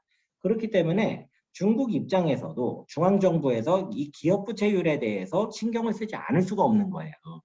그래서 중국 정부가 기업 부채율을 딱 데이터를 놓고 도대체 어떤 녀석들이 이렇게 부채를 많이 썼는가 하고 한번 봐봤습니다. 봤더니 여러분들 지금 이미 느낌 오실 거예요. 중국에서 부동산 개발상들이 부채를 엄청나게 갖다 쓴 겁니다. 자, 그러면 그 내용을 한번 보실게요. 중국의 이제 인민은행이 중국의 중앙은행입니다. 우리나라의 그 한국은행이라고 보시면 가끔 중국은행이 그 중앙은행인 걸로 착각하는 분들이 계시는데 그건 그냥 상업은행이고요. 인민은행이 중앙은행인데 2020년도 8월 달에 산티어 홍시엔이라고 세 가지 레드라인이라는 것을 발표를 합니다. 이것을 2021년 1월부터 전면 시행을 하겠다 이렇게 발표를 하는 거예요. 구체적인 내용은요 보시는 바와 같은데요. 공통적으로 들어가 있는 것은 부채입니다. 무슨 얘기냐면은요, 이 산티어 홍시안, 이 세 가지 레드라인을 중국의 부동산 개발상들한테 적용을 시키는데, 어떤 업체는 레드라인을 하나를 넘고, 어떤 업체는 두 개를 넘고, 어떤 세 개를 넘을 거 아니에요. 이거를 등급별로 관리하겠다 이런 뜻입니다. 자, 그렇게 해서 핵심 메시지는 결국 니들 기업 부채 줄여라는 겁니다. 자, 그렇다면은 중국에 있는 부동산 개발상 입장에서 부채를 줄이기 위해 가장 좋은 방법은 무엇일까요? 가장 효과적으로 부채를 줄이려면은요, 내가 어느 분야에서 부채가 제일 많이 발생을 한다 그러면 그 분야를 줄이면 되겠죠. 굉장히 단순한 겁니다. 자, 그러면 자, 예를 들어서 여러분이 아파트를 지어가지고 파는 사람인데 여러분 입장에서 언제 돈을 제일 많이 꾸실 것 같으세요? 이게 개발상 입장에서 생각하시면은요, 처음에 토지 매입을 할 때 부채를 가장 많이 가져갑니다. 무슨 말이냐면은요, 지방정부가 토지 비딩을 시켜요. 비딩을 시키면서 그때 이 개발상들이 비딩에 참여를 하면서 나는 어떻게 하겠다 어떻게 해서 뽑힌 사람이 하는 건데 그때 지방정부한테 돈을 주고 토지 개발권을 사거든요. 그때 부채가 많이 들어갑니다. 자, 그러니까 부동산 개발상 입장에서 굉장히 단순하죠. 그럼 내가 비딩에 참여를 안 하면은 부채가 줄어드는 거예요. 굉장히 단순하죠. 자, 근데 그렇게 해가지고 일단 개발상들이 눈치를 보고 있는데 이 산티아고 공시엔 세 가지 레드라인을 적용을 해봤더니 세 가지 레드라인에 다 불합격한 업체가 전국에 한 7, 8개 정도가 나온 겁니다. 그런데 그 중에 상태가 제일 심각한 애들이 얘네가 1, 2, 3이에요. 1등, 2등, 3등입니다. 그래서 1등한 업체는 이제 상태가 제일 안 좋은 걸로 당시에 나왔던 게 티안진에 있는 롱추앙이라는 업체. 그 다음에 2등이 이제 광동성의 헝가. 3등을 한 거는 제주도에도 투자를 했던 그 리디라는 업체예요. 자, 그런데 이 롱추앙하고 리디는 아까 제가 말씀드린 대로 토지 비딩에 참여하는 것을 줄임으로 인해서 부채율을 줄여나갑니다. 자, 그러니까 중앙정부의 재무관계 부문에서 보면은 얘네들은 노력을 하는 게 보이잖아요. 그런데 헝다는 반대로 행동을 한 거예요. 어떻게 했냐면 이 헝다의 창립자가 이것은 사업을 확대할 수 있는 절호의 찬스다라고 해석을 한 겁니다. 그렇게 해가지고 남들이 안 들어가는 것까지 더 부채 규모를 확대를 하면서 들어가기 시작을 합니다. 자, 그러면서 완전히 역행을 해버린 거죠. 자, 그러면은 이제 헝다의 창업주인 이 쉬자인이라는 사람에 대해서 한번 간단히 봐보실게요. 제가 쭉 봤는데 사람이 되게 인물이 좋아요. 인물이 좋고 얼마 전까지만 해도 중국에서 거의 위인급이었습니다. 책도 많이 냈고요. 1958년에 가난한 허난성에서 태어났습니다. 그 소림사 있는 그 허난성이고요. 원래는 철강 회사에서 굉장히 어렵게 일하다가 이것은 아닌 것 같아 라고 하고 92년도에 중국 션전으로 옵니다. 그래서 97년도에 자기가 이제 션전에 온 지 한 5년 정도 지났을 때요. 부동산에서 승부수를 던지는데요. 찐비화유엔이라는 자기 브랜드를 만들어서 시장에 판매를 하는데요. 이 97년도라는 시점이 중국에서 부동산이 시장에서 거래가 되기 시작한 시점입니다. 그러니까 시장 소비자들이 바라는 그런 집들을 공급을 하면서 굉장히 회사가 커지게 됩니다. 그래서 나중에 이제 헝다그룹으로 변하게 되고요. 창업주로 회사 지분의 약 70%를 가지고 있습니다. 종업원은 전 세계 8만 명, 중국 80개 도시 약 500개 프로젝트 진행을 했고요. 17년도에 중국 부자 1위, 18년도에는 중국 기부순위 1위를 했는데 이 1위는 10년 연속 1위입니다. 굉장히 이제 중국에서 입지전적인 인물이에요. 그래서 이 사람은 이런 분들은 자기 성공 신화에 대한 게 굉장히 강하시기 때문에 야 네가 뭘 알아 내 말이 맞아 이런 가능성이 커요. 그래서인지 이분이 굉장히 강하게 나가셨습니다. 그 결과 중앙은행에서 야, 세 가지 레드라인을 다 넘었는데 개선이 안 되는 업체는 제출을 좀 자제했으면 좋겠다. 이런 신호를 주니까 상업은행들이 여기에 호응을 합니다. 자, 그렇게 해서 무슨 일이 생기냐면요. 2021년부터는요. 헝다가 저기 프로젝트를 운영하는 지방 곳곳에서 문제가 생기는데요. 이런 일이 생겨요. 헝다 너는 나는 더 이상 대출을 못 해주겠어. 혹은 헝다가 이제 돈도 빌린 게 있고 그 은행에 예금을 한 것도 있을 거 아니에요. 근데 갑자기 예금 자산이 동결이 되기도 해요. 너 갑자기 내 거를 왜 동결하니 했더니 네가 나한테 꾼 돈을 원리금을 상환을 못할 것 같아서 그냥 내가 자체적으로 너의 예금을 내가 동결시키기로 했단다. 이런 식의 일들이 생기는 거예요. 자, 그러니까 이제 헝다가 여러분 생각을 해보시죠. 자금 조달이 안 되는 겁니다. 아무리 큰 기업도 갑자기 대출했던 거 빨리 갚아 그러면 버틸 수가 없는 거거든요. 자, 그러니까 헝다가 회사에 명운을 걸고 회사를 광저우에서 심천으로 본사를 이동을 하면서 여기 헝다 금융이라는 회사를 세워요. 이게 이제 심천에 있는 그 남상구에 있습니다. 가보시면은 이 헝다그룹 금융이라는 곳은 금융 상품을 파는 회사거든요. 어떤 금융 상품을 팔았냐면 헝다라는 회사의 그룹사의 채권을 팔았습니다. 회사채를 판 거예요.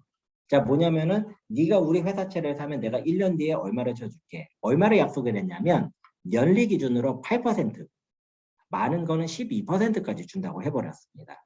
자, 그러니까 이 여러분이 지금 듣기에도 금리 이율이 굉장히 비상식적이잖아요. 그러다 보니까 잘 안 팔렸대요. 그러니까 어떤 일을 하냐면 이 헝다 금융에서 자기 직원들한테 마치 보험 강매를 하듯이 팔아버립니다. 할당량을 주는 거죠. 그러니까 이 사람들이 자기도 팔고 가족들한테도 팔고 친척들한테도 팔고 친구들한테도 고향 선배들한테도 팔고 난리가 난 거예요. 자, 그러다가 2021년도 9월 정도가 되니까 우리나라 언론에도 나오는 게 이 건물 헝다 금융 건물 1층에 투자자들이 막 너자빠지고 이러잖아요. 제가 그때 우리나라 언론 보고 되게 놀랐는데 그 사람들이 부동산 투자자가 아니라 이 헝다의 회사채를 투자한 사람입니다. 금융상품에 투자한 사람들이에요. 자, 그 다음 내용들은 여러분이 대강 아시는 내용들이고요. 현재 중국 정부가 내가 어디까지 보호해주겠다 이거 스탠스를 정했는데요. 일단 금융상품 투자자에 대해서는 확실한 보호 정책을 밝히지 않고 있습니다. 다만 헝다가 짓다가 만 그 아파트 분양권을 가지고 있는 사람들은 입주는 무조건 시켜야 된다. 이거를 지방정부한테 각 과제로 줘버립니다. 그 이유는 중국 서민들 입장에서도 자기의 전 재산이 들어가는 게 부동산이거든요. 그렇기 때문에 부동산 입주에는 문제가 터지면 안 된다라고 본 거고요. 또 하나는 이로 인해서 전체적인 부동산 시장에 지나친 그 영향을 줄 것을 걱정한 겁니다. 어떤 분들은 이제 헝다가 중국 1등 업체니 나머지 업체는 오죽하겠냐라고 하시기도 하는데요. 헝다가 1등을 할 때 중국 전체 MS가 4%였습니다. 4%입니다.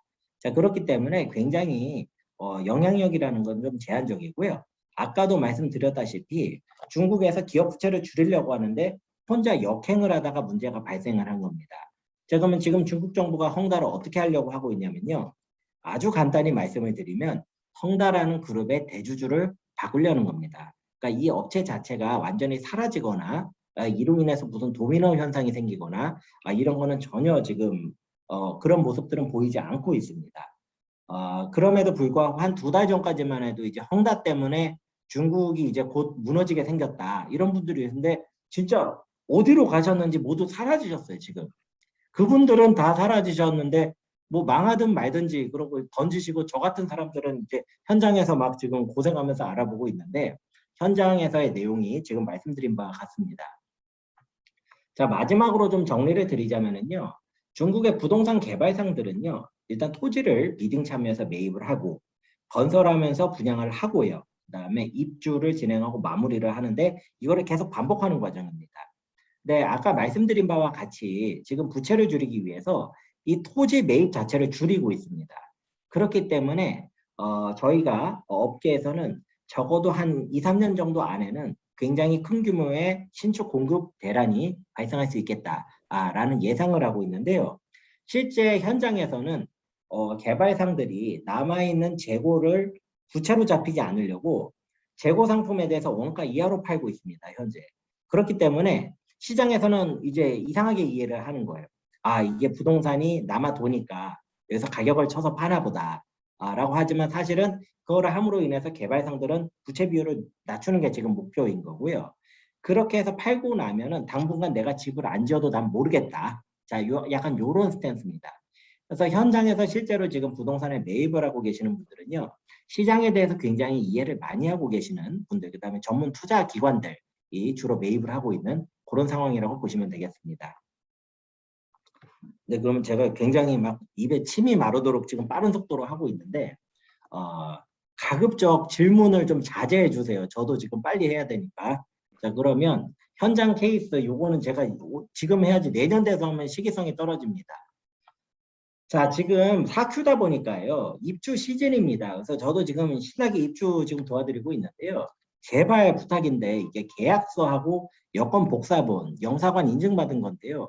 이 서류 진짜 저희 통해서 매입 진행하신 분들은요. 저희한테 서류 보관 좀 제발 좀 일임해 주세요. 왜냐하면 이게 서류가 하나가 없어져 버리면 저희가 굉장히 힘듭니다. 입주를 하는데. 불이익도 많고 좀 이렇게 벌금도 나가실 수가 있으니까요. 저희가 이거를 가지고 뭘 할 수 있는 것도 아니거든요. 그러니까 가급적이면 저희한테 좀 맡겨주십사 하는 그런 내용 말씀드리겠고요. 빨리빨리 말씀해 드릴게요. 왕첸 하는데 예쁜 번역본이 어떤 분은 나는 저런 거 필요 없는데 라고 하시는 분이 계세요. 근데 결론을 말씀드리면 나중에 문제가 되거든요. 이 왕첸이라는 건 뭐냐면 이제 왕이라는 거는 인터넷이고요. 첸은 서명해서 등록한다는 뜻이에요. 그러니까 우리나라에 등기부 등록하는 거하고 똑같은 겁니다, 이게. 근데 요게 돼야지 부동산 자산에 대해서 정부가 소유권을 인정을 해주는 거예요. 소유권을 인정을 받으시면 이거를 정부에서 잘못 건드리면 배상을 해주는 겁니다. 그러니까 이게 굉장히 중요한데 가끔 어떤 분들께서 야 나는 이거 저기 여권 복사 안 하고 그냥 난 그 여권에 있는 영문 이름으로 하니까 됐는데요 막 이런 분이 계세요. 그거는 그 개발상이 이거를 외국인한테 안 팔아봐서 모르는 겁니다. 나중에 가가지고 왕첸이 안 돼 있다고 뜨는 경우들이 있거든요. 그러니까 반드시 저희가 이제 관리해드리는 대로 프로세스대로 이거는 중국어로만 등록이 돼요, 시스템에. 그러니까 한자가 필요하기 때문에 여권에 대해서 번역이 필요한 겁니다. 그런데 이 번역한 한자가 이 사람 실제 한자인지 모르잖아요. 그러니까 영사관 대사관 인증이 필요한 거고요. 그래서 저희가 이거를 다 지금 원스톱 서비스를 해드리고 있으니까 그렇게 좀 믿고 맡겨주셨으면 합니다. 다음으로 이제 올해 4Q에 제가 아까 그 개발상 상황 말씀드린 것 같은 그런 일 때문에 지금 부동산 시장 되게 안 좋은 줄 알고 계시는데요. 실제로 신축 분양을 하시려면은요. 내가 살려고 했는데 다음날 가면은 매물이 없어요. 이런 일들이 지금 계속 발생을 합니다. 심지어 어떤 분들은 이제 왜 선점해둔 매물이 계약 직전에 사라지느냐고 굉장히 이해할 수 없다라고 의견을 주시는 분들도 계세요. 저도 이해는 됩니다. 근데 저희가 계약을 선점을 할 때 돈을 걸어 놓습니다. 그리고 저희 고객분들이 저희한테 돈은 안 주시지만 필요하면은 제가 사비를 들어가지고 이제 걸 때도 있습니다. 몇천 원 정도를 넣을 때도 있고 조금 중요하다 싶을 때는 10,000원, 20,000원 정도를 넣을 때도 있어요. 자, 그런데 이게 이제 왜 사라지냐면요. 지난달에 저하고 같이 계약을 하신 어떤 고객분께서는 이 계약금으로 5만 RMB를 넣으셨거든요. 근데 그 전에 이거를 선점하신 분이 1,000 RMB, 1,000위안 갖다 하신 거예요. 그러면 어떻게 되는지 그분께서는 보셨는데 5만 RMB가 1,000 RMB를 이깁니다.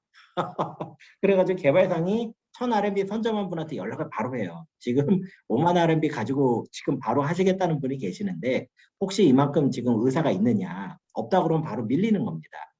자, 그래서 이런 어떤 시장의 어떤 프로세스 때문에 하는 거고요. 이때 이제 개발상하고 관계를 어떻게 가지고 있느냐에 따라서 내가 선점해 준 게 밀렸는지 안 밀렸는지에 대해서 좀 성의 있게 대응해 주는 좀 차이는 있다. 이렇게 이해를 하시면 되겠습니다. 자, 구매 제한을 제대로 이해하자. 요거를 설명을 드려야 되는데 남은 시간이 6분인 관계로 요거는 다음 달로 패스하겠습니다. 다음 달 세미나 때 제가 설명을 드릴게요. 자, 기타 사항 설명드리겠습니다.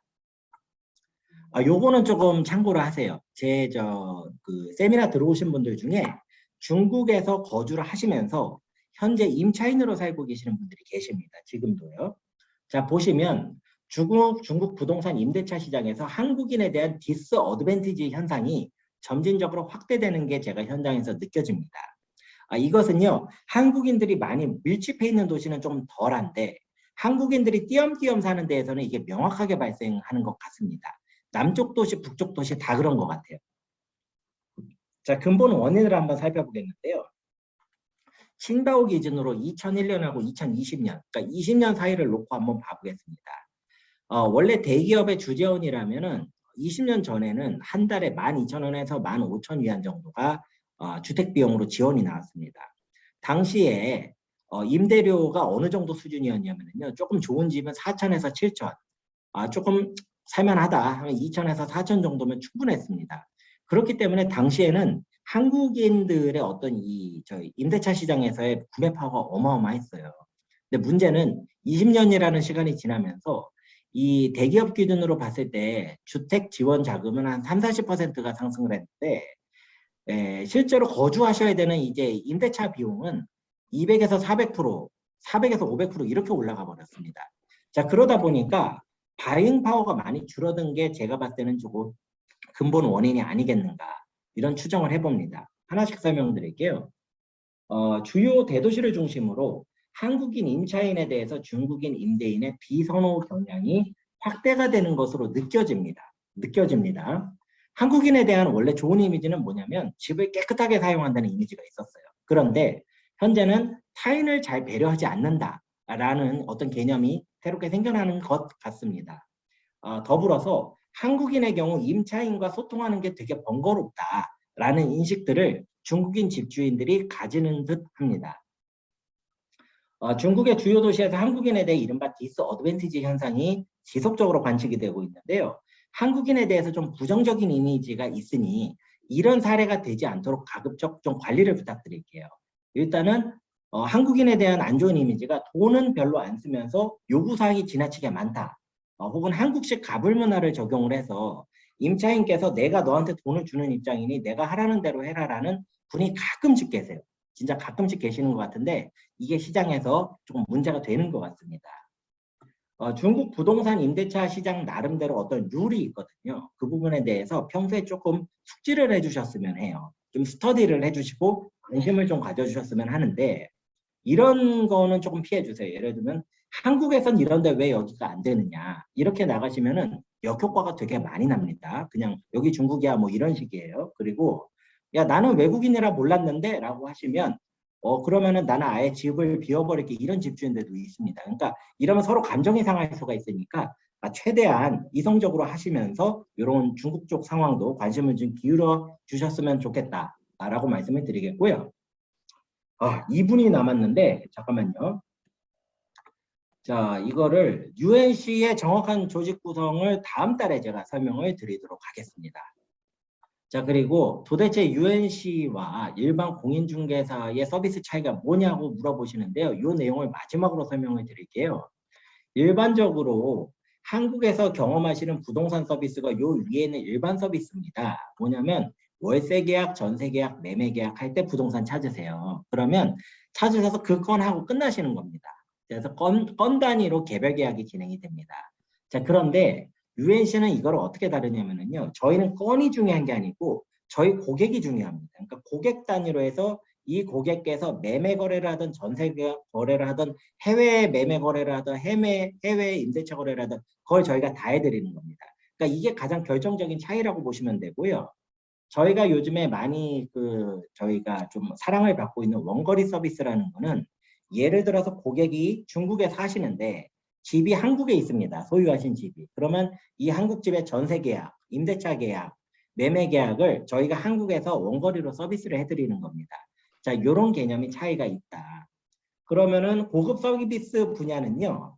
이거는 이제 이런 서비스가 있다는 것도 모르시는 경우가 많으신데요. 일단 투자 컨설팅, 그러니까 이거는 1:1 상담을 의미합니다. 저희는 뭐 해외에 계시면 화상 연결이나 전화 통화로 다 해드리고 있고요. 일반 공인중개사는 이런 서비스를 제공을 안 합니다.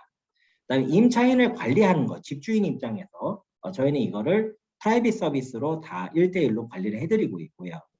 지금 저희가 하고 있는 세미나는 교육 서비스에 해당을 합니다. 그러니까 강의나 세미나를 계속 제공을 하고 있고요. 해외 자산관리 서비스도 저희는 가능합니다.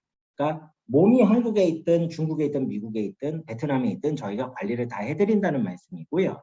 자산 시프트라는 용어인데 시장에선 갈아타기라는 용어를 씁니다. 내가 A라는 집을 팔고 B라는 집으로 매입을 하는 거예요. 근데 일반 공인중개사는 A는 A대로 공인중개사, B는 B대로 공인중개사거든요. 저희는 이거를 저희가 하나에 다 해드립니다. 그러니까 저희하고만 소통을 하시면 되는 거죠. 그다음에 부동산 투자라고 이른바 임장이라는 게 있습니다. 가서 보는 거죠. 근데 요거는 따로 서비스가 없고 한국은 요게 임장을 잘못 가시면 무슨 떴다방 요런 데로 가시는 경우들이 있어요. 그러니까 거기 사기치는 사람들이 많으니까 정말 조심하셔야 됩니다. 그래서 그런 서비스가 없다고 보시면 되는데 저희는 국내 해외 모두 이런 서비스를 제공을 한다. 그래서 도대체 차이가 뭐냐라는 부분에 대해서 이렇게 답을 드리겠습니다. 자, 그러면 중국에서 준비한 내용을 마치도록 하겠습니다. 감사합니다.